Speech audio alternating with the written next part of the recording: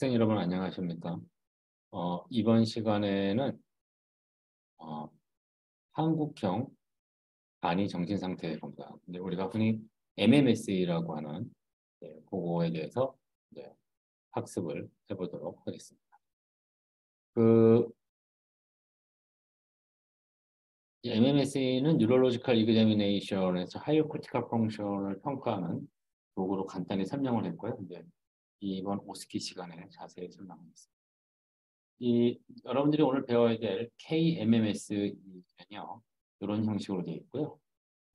이제 제가 여러분들한테 드린 KMMS 그 파일은 두 장으로 나누어져 있습니다. 그 두 장으로 되어 있는 건 이제 환자들에게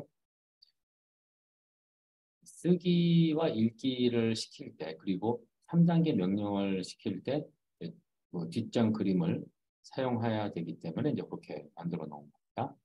자, 그러면 이제 간단히 여러분들은 오늘 이걸 처음 접하니까 설명을 해드릴게요.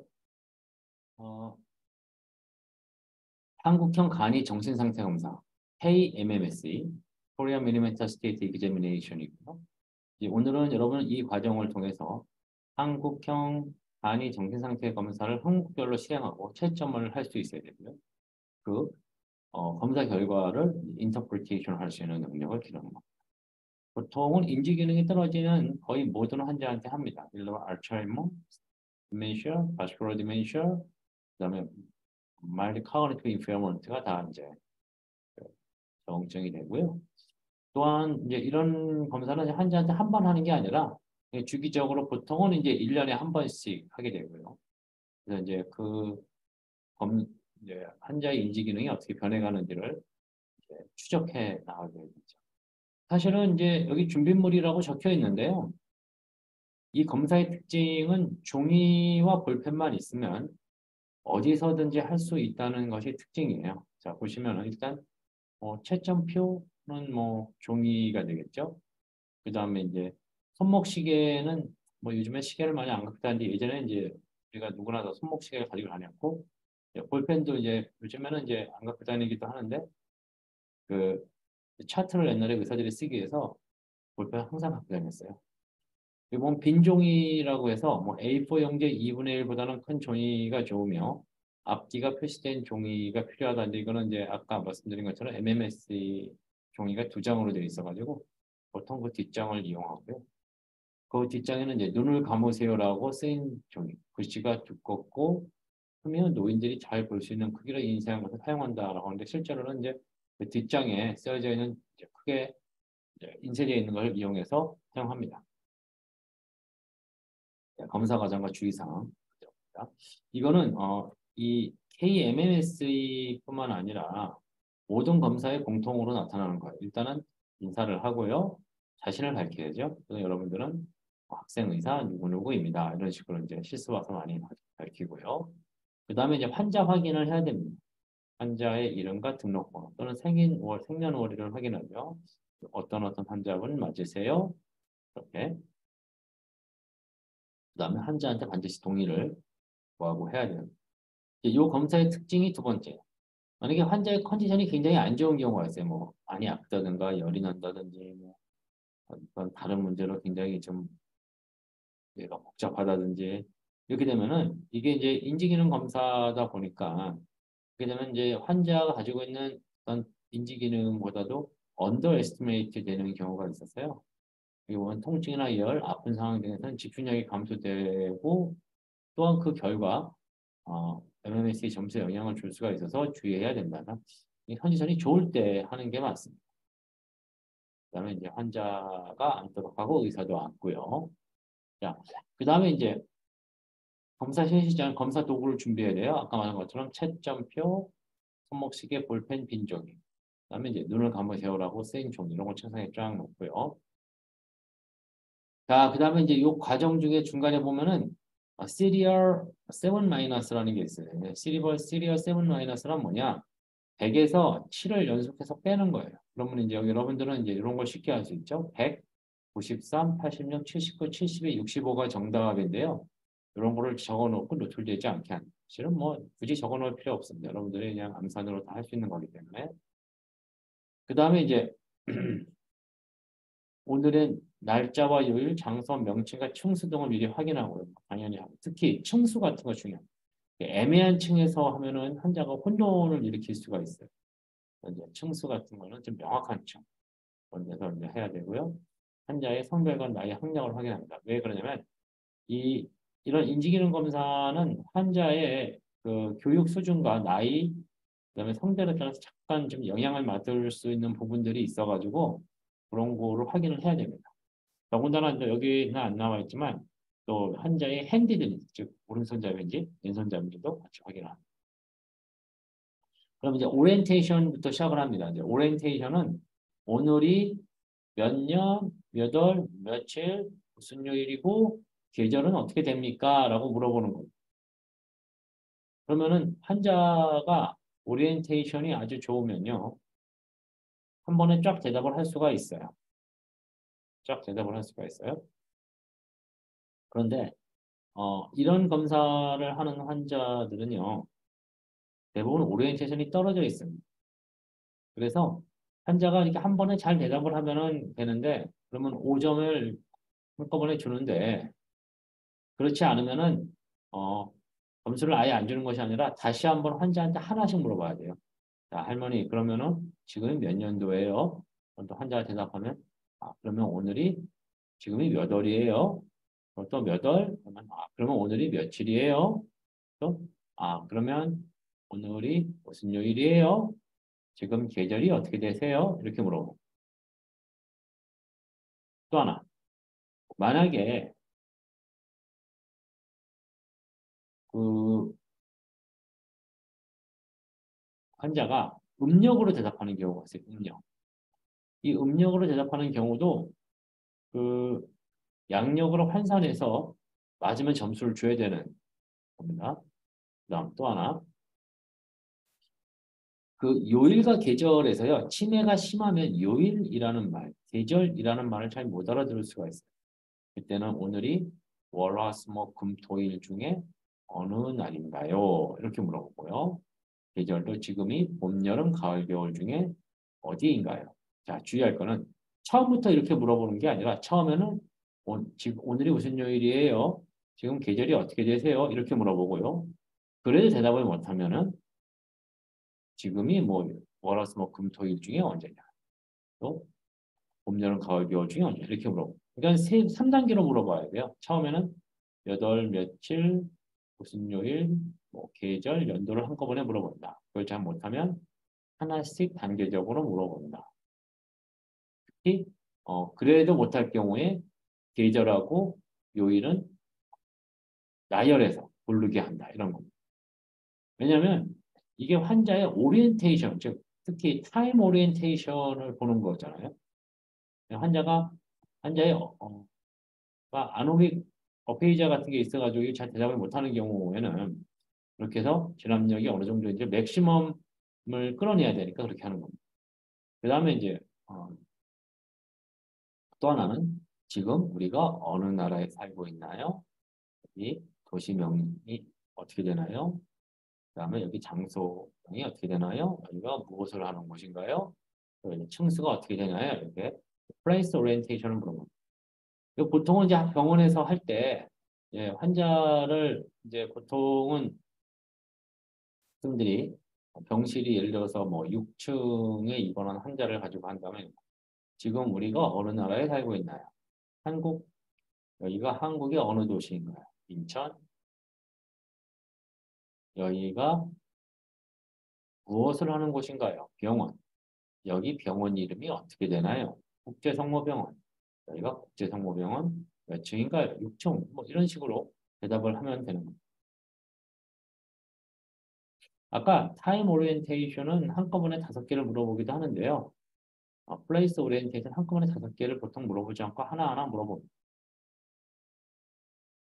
어, 그 다음에 아까 제가 층수가 명확한 데서 해야 된다는 얘기가 뭐냐면은, 병원에 따라서 이제 층수가 복잡한 데가 있어요. 뭐 로비층, 로어 로비층 이런 경우는 환자가 처음 와서 잘 모를 수가 있잖아요. 그렇다고 해서 오리엔테이션 점수 깎고 뭐 이럴 수가 있기 때문에 층수가 명확한 곳에서 한다. 알아야 됩니다. 자, 그러면 이제 여기서 진압력을 가만히 보시면 우리가 진압력이라는 건 time, place, person이라고 그랬잖아요. 근데 time하고 place에 대해서만 검사하고 person에 대해서는 검사를 안 해요. 왜 그런 거 아니? 우리가 진압력이 없어지는 순서가 time, place, person의 순서로 없어지죠. 그러니까 마지막까지 남아있는 게 person이란 말이에요. 그러니까 person에 대한 진압력도 없어진 사람은 이 검사를 할 수가 없다는 그런 의미입니다. 그 다음에 이제 해야 될 거는 메모리 레지스트레이션을 시켜야 됩니다. 메모리 레지스트레이션 뭐냐? 지금부터 제가 세 가지 단어를 불러드릴 테니 머릿속에 잘 넣어두세요 라고 합니다. 비행기, 연필, 소나무를 천천히 1초에 한 번씩 불러줍니다. 그 다음에 자 그러면 환자분한테 한번 해보세요 라고 얘기합니다. 그래서 환자가 만약에 비행기, 연필, 소나무를 다 얘기하면 3점을 주는 거죠. 그래서 이거를 근데 환자가 세 개를 불러줬는데 한 번 다시 불러주세요. 이러면 다시 불러주면 안 돼요. 한 번만 불러줘야 돼요.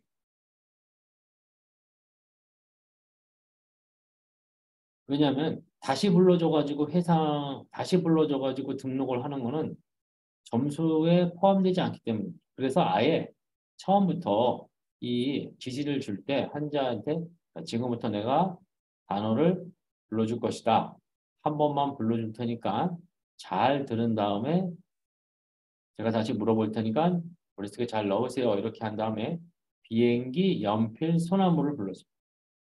그리고 환자가 비행기, 연필, 소나무를 얘기하면은 기억 등록이 된 것으로 생각을 해서 3점을 줍니다.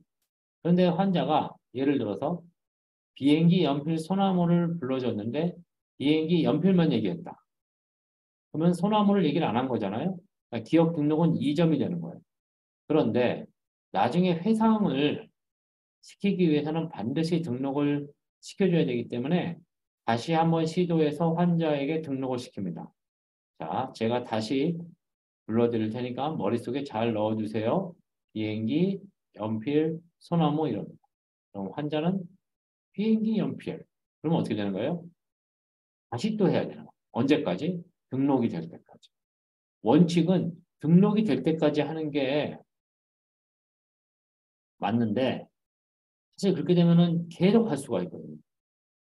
그래서 보통 뭐 여러분이 가지고 있는 오스키 책에는 최대 3회까지 한다고 그러는데요. 어떤 교과서에는 4회까지 한다고도 하고요. 저는 보통 6회까지 진행을 합니다. 그런데 이제 할머니가 한 3회나 4회쯤에 갑자기 비행기, 연필, 소나무 불러줬더니 비행기, 연필, 소나무 이렇게 딱 얘기를 했다고 합시다. 그러면 이게 등록이 된 거예요. 등록이 됐지만 등록 점수는 맨 처음에 했던 두 개만 등록한 그거를 기억 등록 점수로 하고요.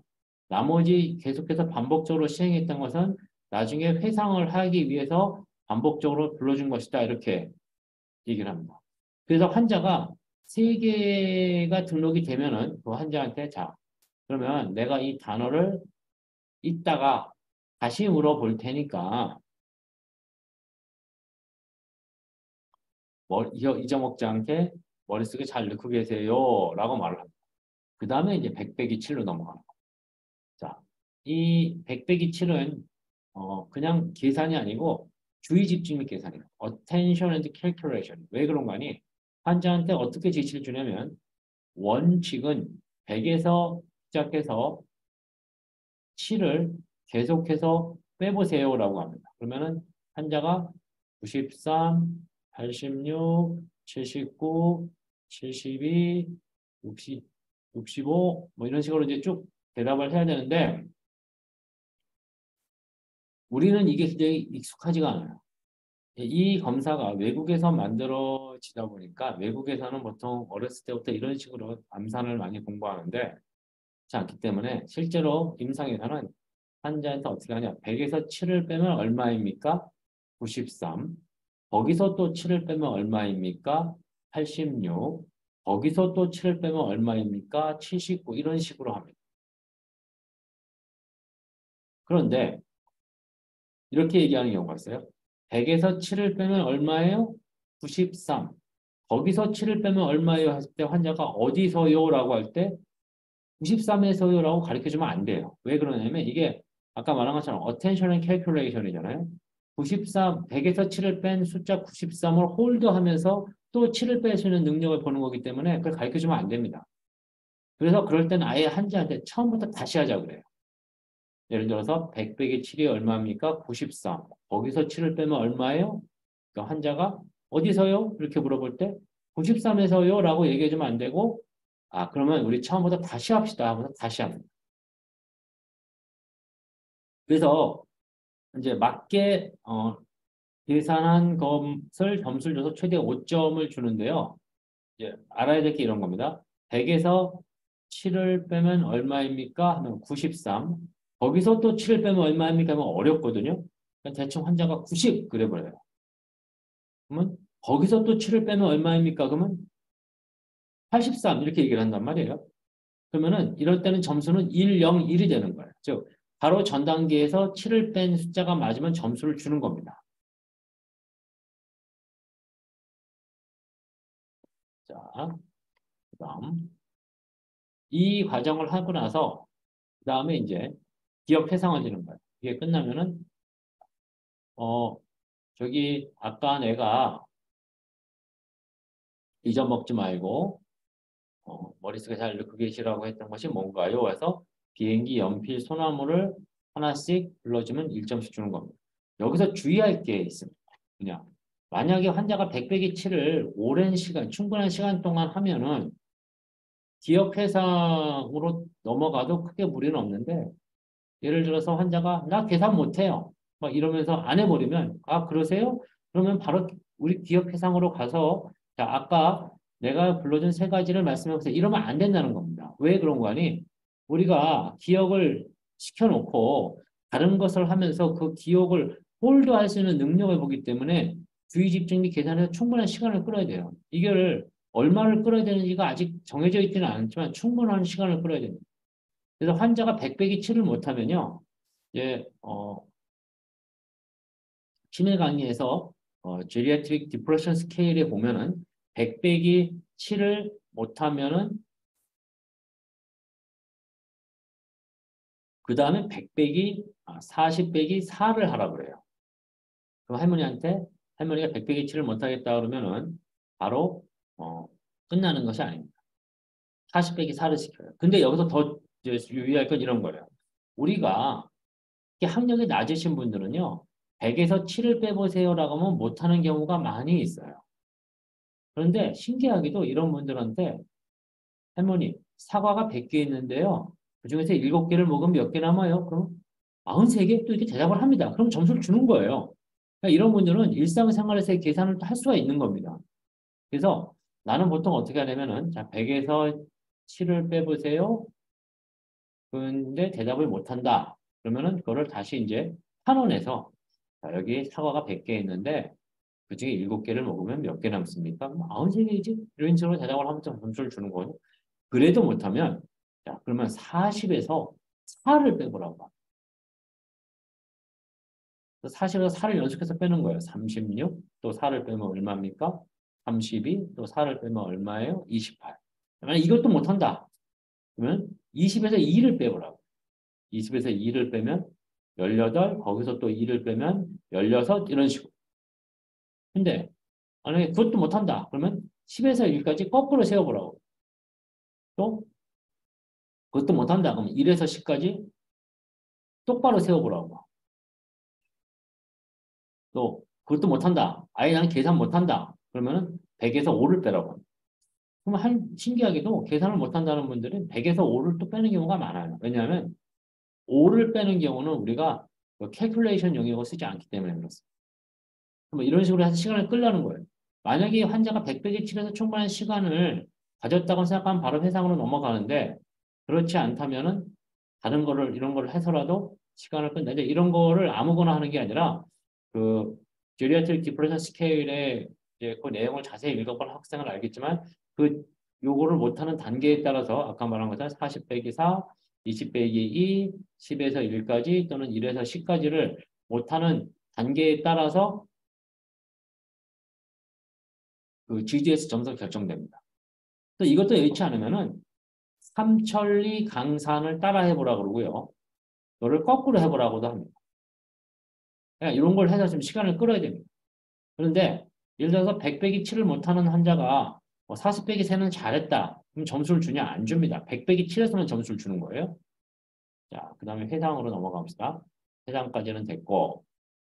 그러면 이제 언어 과정입니다. 그 언어 과정을 설명할 때 우리가 저번에 인지신경학 강의에서 얘기를 했지만 언어 능력을 평가할 때는 네 가지 측면을 봐야 된다고 했죠. spontaneous speech, repetition, naming, comprehension. 자, 그런데 MMS 그리고 나서 만약에 언어를 평가할 때 두 가지를 더 봐라 그럴 때는 reading과 writing을 봐야 된다 그랬어요. reading과 writing은 사실 언어라기보다 문자를 평가하는 거. 그런데 이 MMS는 놀랍게도 이 6가지를 다 평가합니다. 자, 먼저 시계와 볼펜을 보여주면서 이름을 물어보는 게 네이밍이고요. 한테 여기 손목표가 있으면 자 이게 뭔가요? 하고 이름을 대게 하고요. 이거는 뭔가요? 이렇게 보여주면서 이름을 대게 합니다. 2점을 주죠. 그 다음에 이제 컴프레hension을 보는 것이 이제 3단계 명령이에요. 3단계 명령을 내릴 때 주의할 거는요. 환자 그 뒷종이를 환자한테 줄 때요. 환자한테 먼저 주면은 환자가 바로 막 명령도 듣지 않고 막 하는 경우가 있어서 반드시 명령을 다 내리고 환자한테 줘야 됩니다.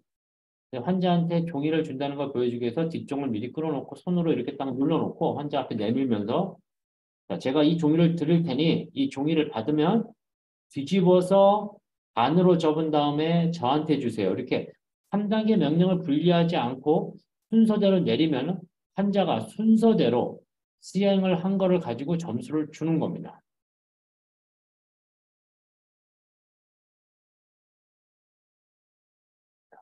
그 다음에 그럼 3점이 되죠. 그 다음 따라 말하기는 자, 제가요 이야기를 하면 그 말을 그대로 따라해 보십시오. 백문이 불여일견 이렇게 불러주고 환자가 백문이 불여일견을 따라하면 1점을 주는 겁니다. 그 다음에 환자한테 여기 보시면은 그 뒷장에 보면 눈을 감으세요라고 크게 쓰여있는 그 종이가 있습니다. 종이에 쓰여져 있습니다. 환자한테 이거를 읽고 이거대로 해보세요 해서 환자가 눈을 감으세요라고 있고 눈까지 이렇게 감았을 때 1점을 줍니다. 그다음에 환자한테 종이를 주면서 오늘의 기분이나 오늘의 날씨에 대해 적어보라고 합니다. 그러면 이제 환자가 그걸 적죠. 예를 들어 기분이 좋다, 뭐 날씨가 좋다, 비가 온다 이런 식으로 적으면 돼요. 만약에 환자가요. 오늘의 날씨에 대해서 비 이렇게만 적으면은 자, 환자한테 주어와 동사를 사용해서 문장으로 적어보세요라고 얘기를 합니다. 그러면 그때 환자가 아 그래요? 비가 오네 이렇게 적으면 그때는 점수를 줍니다. 이게 왜 중요한 거 아니? 보통 이제 오늘의 기분이나 날씨를 적으라고 하는데요. 뭐 기분이 좋다 뭐 이렇게 적으면 되는데 문제는 뭐 좋음, 나쁨 이렇게만 적어줘. 처음부터 지시를 주어와 서술어로 하라는 게 아닙니다. 처음에 지시사항은 오늘의 날씨나 기분에 대해서 적어보라고 하고요. 그 다음에 환자가 그냥 처음부터 기분이 좋다, 날씨가 화창하다 이런 식으로 적으면 그냥 점수를 주면 돼요.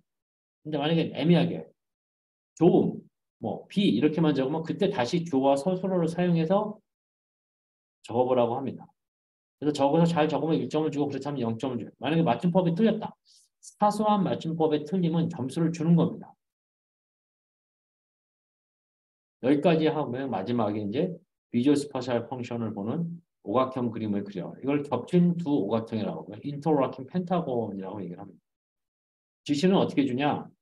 이 그림을 보시고 여기다가 똑같이 그려보라고 합니다. 그럼 환자가 보면서 각각 오각형을 그리고 겹친 부위가 사각형이 되게 하면은 1점을 주는 겁니다. 그렇지 않으면 0점이에요. 환자한테 각각이 오각형이 되고 겹친 부위가 사각형이 되게 그리세요라고 지시를 주는 게 아닙니다. 환자한테는 그냥 보고 똑같이 베껴 그리라고 지시를 하는 겁니다. 그 다음에 그러면 이제 다 됐고요. 환자한테 잘 되었다. 감사합니다. 이렇게 얘기하고 총점을 계산하고 결과를 설명합니다. 사실 이게 30점 만점의 검사이고요. 환자에 따라서는 뭐 아주 뭐 증상이 아주 가벼운 환자들은 5분 안에 끝나고요. 증상이 심한 환자들도 한 10분 정도면 끝나게 됩니다. 그러니까 뭐 30점 만점을 받아야 정상은 아니고요. 나이와 학력에 따른 기준이 있는데 보통은 뭐 여러 가지 영향이 있지만 뭐 24점 이상은 정상, 뭐 20에서 23점은 경도형 이상의 뭐 초기 치매, 19점 이하는 치매 뭐 이렇게 해놨는데 실제로 이거는 그렇지 않습니다. 그 이유를 뒤에 다시 설명을 할 겁니다. 그래서 이제 MMS의 전 과정이 끝나는데 하나 이제 좀 주의할 게 이런 거예요. 아까 기억 등록에서 비행기 연필 소나무를 등록을 시키는데 환자가 예를 들어 비행기 연필만 했다. 그러면 다시 등록을 시켜줘야 되죠. 등록 점수는 2점이지만 그때 등록되지 않은 게 소나무니까 자 소나무 이렇게 해서 소나무만 다시 하면 안 된다는 거예요. 항상 비행기 연필 소나무가 같이 가야 된다. 이렇게 됩니다. 실습 나가서 다시 또 강의를 할 것이고 또 환자들한테 해볼 기회도 있을 겁니다. 그 다음에 여러분 책에 보면은 이제 지금까지가 KMMS이고요. MMSK라는 게 있어요. 이게 뭐냐면은 똑같은 MMS인데 다른 형태의 MMS가 있습니다. 이거 좀 백그라운드로 설명하면 이제 우리가 이 MMSK가 우리나라에서는 최초로 번역이 된 MMS예요. 1998년도에. 그래서 보면은 여러분들이 KMMS 거의 비슷합니다. 그런데 이 MMSK는 요즘 많이 쓰이지 않습니다. 왜 그런 거 아니? 우리가 이런 류의 검사를, 즉 외국에서 만들어진 검사를 우리가 번역을 할 때는 그냥 번역하는 게 아니라 일단 우리말로 번역한 다음에 그 우리말로 번역한 것을 다시 영어로 번역을 해요. 그래서 그 뭐 영어로 다시 번역한, 즉 백트랜스 영어로 이제 백트랜스플란테이션을 한 거를 원래의 작가한테 보내서 우리가 다시 한번 재번역을 했는데 이것이 당신이 만든 검사의 취지에 잘 맞는지를 확인을 합니다. 그래서 이제 확인이 되면 그때 이제 우리말로 번역한 거를 가지고 사용하는데 그때 우리말로 번역한 거를 가지고 할 때는 아이와 학력에 맞는 기준을 정해야 되기 때문에 우리나라 사람들을 대상으로 해서 다시 이 표준화 검사를 해야 돼요. 그래서 나이와 학력에 따른 그 정상 수치를 정해야 되는데 이 MMSK를 처음 만들다 보니까 이런 과정이 생략되고 그냥 번역을 해서 우리에게 맞게 편하게 사용을 했습니다. 그래서 사실은 요거를 그래서 많이 사용하지는 않는데 가끔 사용하는 경우가 있어서 소개를 하고요. 조금 뭐 KMMS를 할 줄 아는 학생은 MMSK를 하는 거는 어렵지는 않습니다. 여기 보면 이제 물건 이름이 아까 비행기 연필 소나무였는데 나무 자동차 모자로 바뀌었죠. 뭐 그게 상관이 없고요. 아까 백배기 칠은 똑같이 있는데 이거 뭐냐? 백배기 칠을 못하면 삼천리 강산을 거꾸로 얘기하라고 해요. 자, 그러면 삼천리 강산을 거꾸로 하면 어떻게 됩니까? 산강 리천삼 이걸 할 수 있으면 5점을 준다. 뭐 이런 뜻이 되고요. 따라 말하기도 뭐, 눈을 감으세요가 아니라 간장공장 공장장 같은 걸 하고요. 아까 KMMS에서는 없는 이게 전기업 기능에 대한 옷은 왜 빨아서 있습니까? 뭐 길에서 남의 주문 등 물정을 주었을 때 어떻게 하면 쉽게 주인에게 되돌려 줄 수가 있나요? 라는 등의 질문을 들어가는 게 약간 차이가 있습니다. 여기 뒤에 보면 이제 그 하점 부분을 설명을 해놨는데 여러분들이 좀 읽어보시면 되고요. 실제로 이제 KMMSK보다는 KMMS를 많이 한다. 근데 이제 왜 그런 거 아니? MMSK가 나이와 학력에 따른 기준이 없다 보니까 무학의 경우가 문제가 됩니다. 그래서 무학의 경우는 교정을 해주는데요. 시간에 대한 진압력에서는 자기가 맞춘 점수보다 1점을 더 주고 어텐션 앤 캘큘레이션은 이제 무학의 경우 학교를 안 다녀서 기사를 못 한다고 해서 뭐 2점을 주고요. 더 주는 겁니다. 자기가 했던 점수에서. 그다음에 언어 기능에서도 1점을 더 가산하라고 하는데 이걸 일률적으로 주는데 또 가끔 가다가 학교는 안 다녔지만 또 언어 기능이 굉장히 뛰어나신 분들이 있거든요. 그런 경우 이거 1점 중 만점이 넘어가는 경우가 있어요. 그래서 막 만점의 범위 내에서 넘어가지 않게 하고 뭐 이런 경우를 해야 되는 겁니다. 어, 그 반면에 그래서 이 MMSK는 그런 문제가 있는데 이 KMMS는 그런 게 없고요. 그냥 자기가 맞은 점수가 자기 점수고 기준을 보면 되는 거고요. 그다음에 KMMSE2는 이제 KMMSE보다도 훨씬 대상수를 넓혀서 표준화를 했고요. MMSE KC는 기존의 그 MMSE K를 가지고 하는 단점을 보완해서 이 우리나라의 이제 포괄적 인지기능 검사인 세라드를 우리나라 말로 이제 표준화하는 과정에서 그 안에 세라드 안에 MMSE가 들어있어 우리나라에서 MMSE K를 쓰면 되는데 MMSE K가 여러 가지 문제가 있으니까 다시 만들어낸 게 MMSE KC예요. 그 MMSE KC는 세라드 버전에 들어있는 것을 얘기한다. 그래서 보통은 이제 전통적으로 우리가 KMMSE하고 MMSE KC를 많이 썼고요. 최근에는 KMMSE를 많이 쓰기도 하고. MMSE DS는 뭐냐면 디멘시아 스크리닝이라고 그래가지고 주로 치매 안심센터에서 많이 쓰는 형태입니다. 그래서 이제 뭐 실습을 나오면은 다시 자세히 설명을 하겠지만은 이러한 검사를 우리가 인지기능 선별 검사라고 그래요. 그러니까 사람의 인지기능이 떨어져 있는지를 간단하게 보는 검사를 얘기합니다. 그래서 그래서 가장 대표적인 것이 MMS. 이거 미국에 이제 MMS가 하나인데 우리나라에는 이렇게 여러 가지 MMS가 5가지가 있다. 이제 학생들은 주로 이제 KMMS 정도를 할 줄 알면 될 것 같고요. 여러 번 오스키 책에도 그래서 KMMS가 소개가 된 겁니다.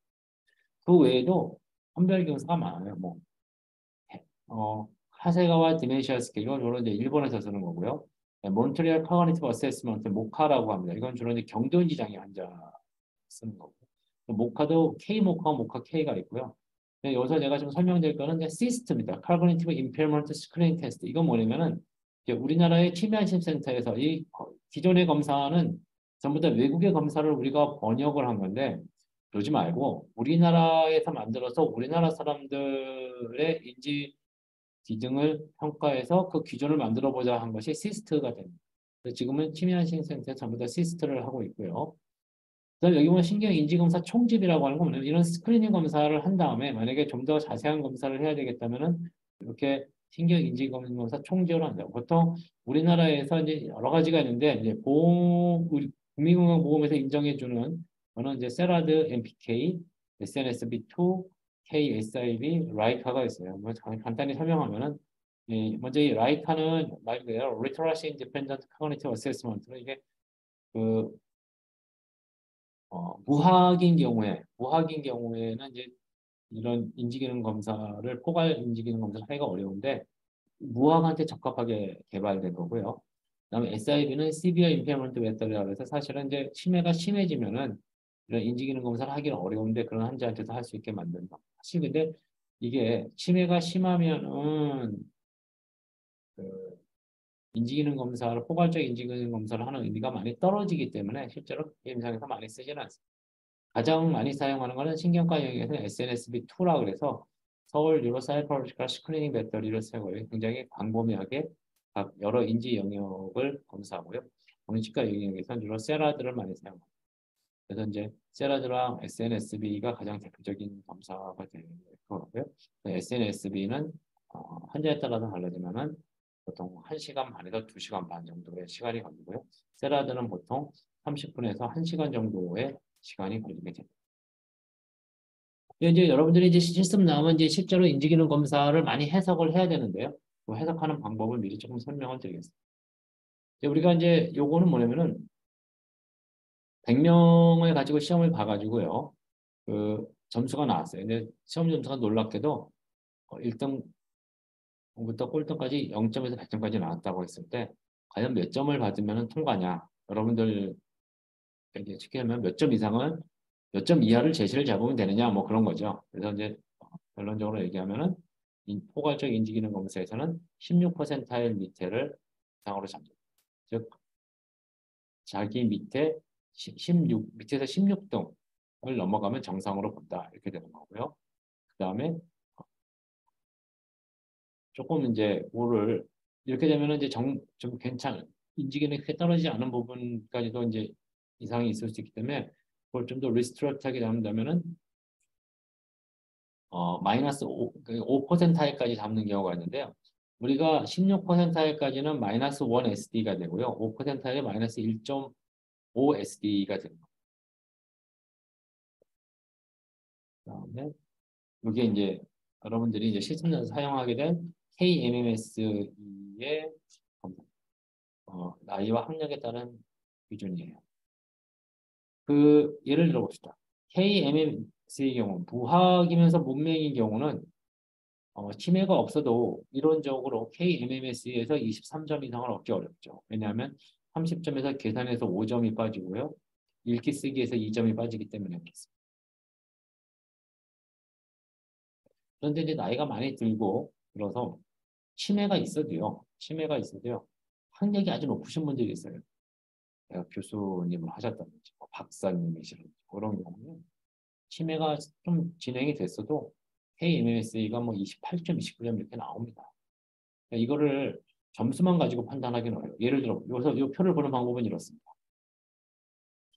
예를 들어서 환자가 80세 이제 여자 환자인데 초등학교 정도를 졸업했다. 그러면은 이거를 쭉 보면요.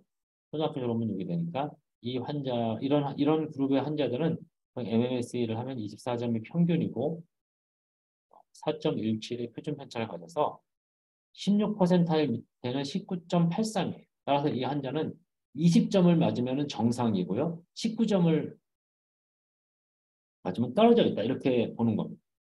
예를 들어 나이가 50세인데 무학이고 문맹인 경우는 그런 사람들은 평균이 21점이고 표준 편차가 2.8이니까 16% 아니라 18점이니까 19점 이상만 맞으면 정상으로 보는다. 이런 뜻입니다.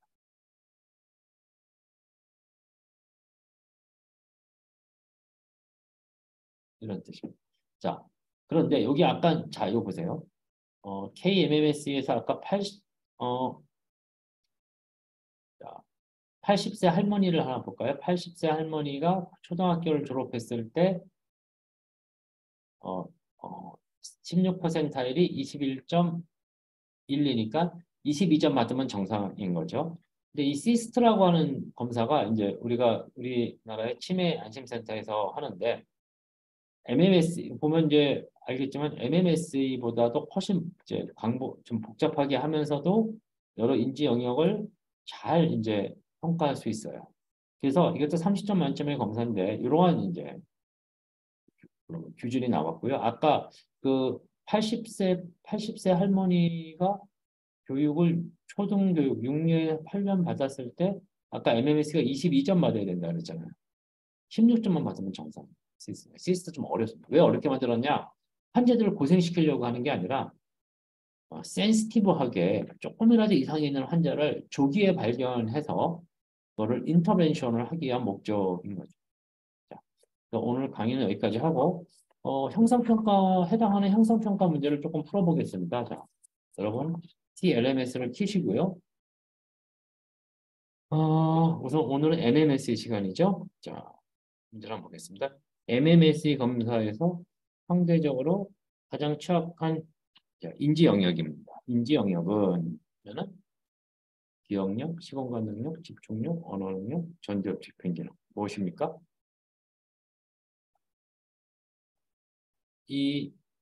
KMMS를 생각을 해보면요.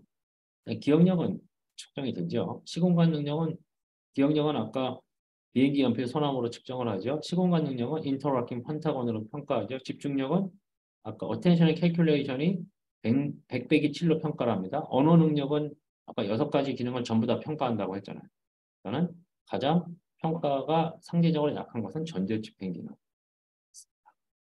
5번이 되죠. 자, 그러면은 오늘 강의는 여기까지 하고요. 됐습니다. 수고하셨습니다.